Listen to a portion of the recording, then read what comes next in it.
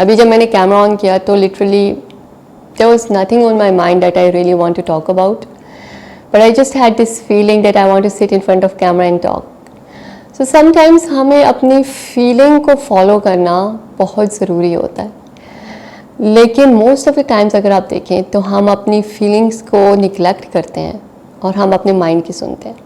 जब दिल की बात आती है तो हमें लगता है कि दिल जो है हमारा वो एक डिस्ट्रैक्शन है। ऐसा नहीं है, वो हमें डिस्ट्रैक्शन इसलिए लगता है क्योंकि हमें शुरू से ये बात सिखाई जाती है और बताई जाती है कि दिल को फॉलो नहीं करना, दिमाग को फॉलो करना है, क्योंकि दिमाग तुम्हें सेव करेगा और दिमाग तुम्हें प्रैक्टिकली देगा जो चीज़ें तुम चाहते हो। जबकि अगर मैं अपनी ज़िंदगी का एक्सपीरियंस देखूं तो मुझे ये बात समझ में आई है कि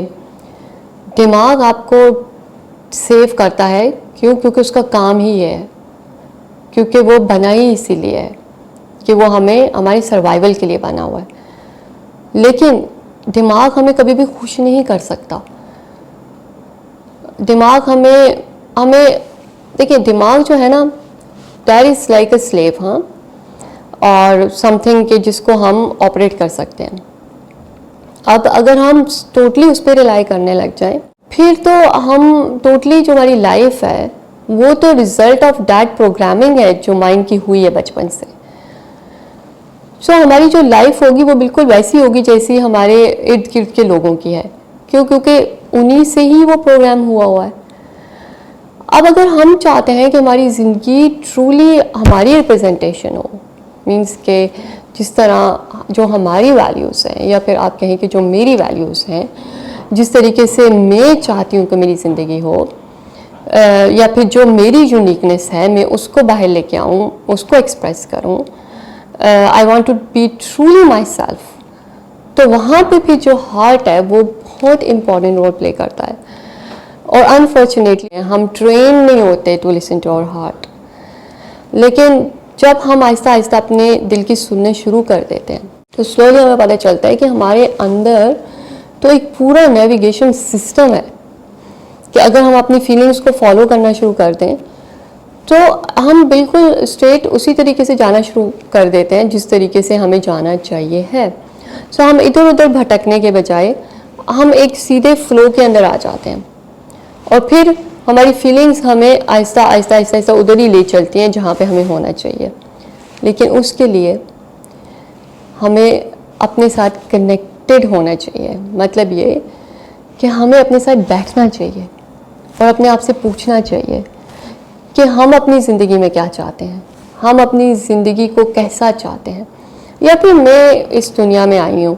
और ये जो मेरा एक लिमिटेड सा सफ़र है इस दुनिया में, इस सफ़र को मैं कैसे गुजारना चाहती हूँ या चाहता हूँ, या फिर जब मैं अपने मरने के करीब हो जाऊँगा या हो जाऊँगी तो उस वक्त मैं पीछे मुड़ के जब देखूँगा तो मैंने क्या ऐसा किया होगा कि जिसमें मुझे लगेगा कि यार मैंने अपनी लाइफ वेस्ट नहीं की, मैंने बिल्कुल वही किया जो मुझे करना चाहिए था। I had a spiritual awakening, और वो एक ऐसा एक्सपीरियंस था जिसमें आप की जो कॉन्शियसनेस है वो एक्सपैंड होती है and then you get this clarity कि आप लाइफ को एक डिफरेंट वे में देखना शुरू कर देते हैं। सो उस वक्त जब मैंने अपनी ज़िंदगी को देखा तो मुझे ऐसे लगा कि यार मतलब मैं एक कश्ती है और उसके पीछे खड़ी हूँ और मैं पीछे को देख रही हूँ, मतलब आगे को नहीं देख रही और मैं पीछे को देख रही हूँ। और वो जो ट्रेल है पानी के अंदर, जो जब कश्ती चलती है तो पीछे वो जो पानी का एक वो छोड़ती है वेव्स, और मैं उस वेव्स को देख रही हूँ और कश्ती जा रही है और मैं पीछे खड़ी हूँ और कश्ती मुझे लेके जा रही है और वो जो वेव्स हैं पीछे, दैट इज़ माई लाइफ। और मैं सोच रही हूँ कि ये कश्ती बनाई जा रही है और ये कश्ती मैं चला भी नहीं रही, मैं सिर्फ यहाँ पे खड़ी हुई हूँ और मैं देख रही हूँ कि अच्छा दिस इज़ माई लाइफ। इस टाइप की अवेकनिंग जब होती है आपकी लाइफ में, जब आपके अंदर ये अवेयरनेस आना शुरू हो जाती है कि यार मेरी ज़िंदगी कहाँ जा रही है, क्या यही है जो मैं ज़िंदगी जीना चाहती हूँ, क्या मैं यही करना चाहती हूँ,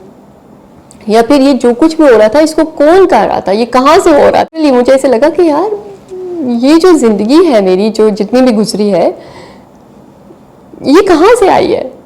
लेकिन अब मुझे ये बात समझ आती है कि वो जो भी हमारा पास्ट होता है, जितनी भी लाइफ होती है हमारी और जितनी भी हम एक्सपीरियंसेस से गुजरते हैं, उन सब से हमने गुजरना होता है to come to this point कि जहाँ पे आप रियलाइज़ करते हैं कि यार ओके, अब जागने का टाइम आ गया है,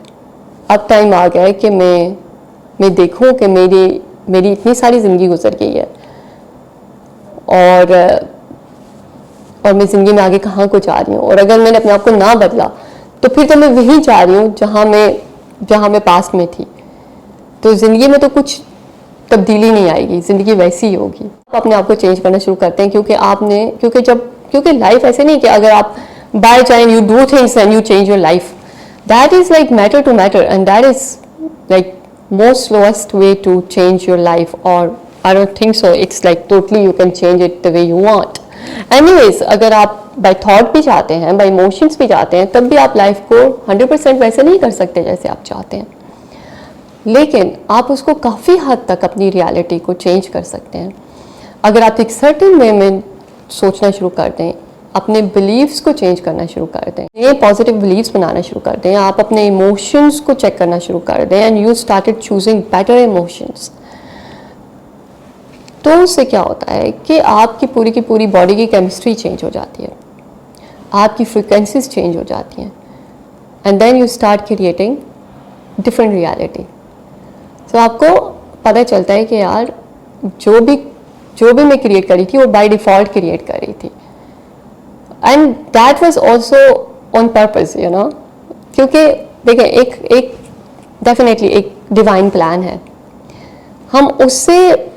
उसको समझ नहीं सकते, वो हमारे साथ हमेशा होता रहता है, लेकिन वो होता हमें जगाने के लिए ही है, वो होता हमें कॉन्शियस करने के लिए ही है। तो हम उस प्लान से बाहर नहीं जा सकते ऑफ कोर्स, लेकिन जैसे जैसे वो एक्सपीरियंसेस हमारी लाइफ में आते हैं जो हमें जगाते हैं, या फिर ऐसे लोग आते हैं जिनको हम सुनते हैं and we become more conscious, तो इसका ये मतलब है कि अब डिवाइन प्लान भी ये चाहता है, ही एक्चुअली ये चाहता है कि हम अपने आप को बदलें, क्योंकि this is time to change, to have a better experience of life.